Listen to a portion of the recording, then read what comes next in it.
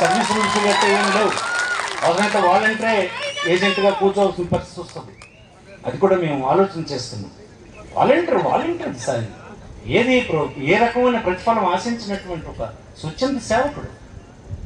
నేను అలాగే నువ్వు అలాగే అంతే. అందుకోసం నీకు అలాంటి సర్వీస్ రూల్స్ గట్రా నీకేం అడ్డు రావు.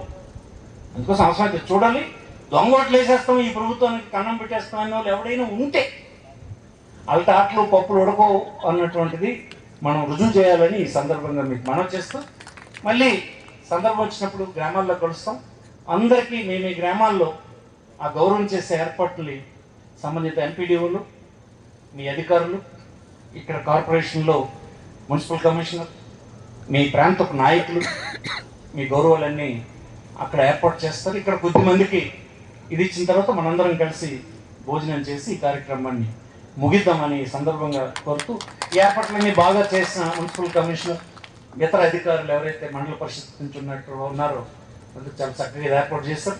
అందరూ మీరు చివరిదాకా ఉన్నారు, చాలా సంతోషం. 1700 మంది జగనన్న చెప్పినటువంటి సైనికులు ఈనాడు ఇక్కడ ఉన్నారు. వాళ్ళందరితో మాట్లాడే అవకాశం నాకు కూడా వచ్చింది. ధన్యవాదాలు తెలియజేస్తూ మరొకసారి శుభాకాంక్షలు. నమస్కారం.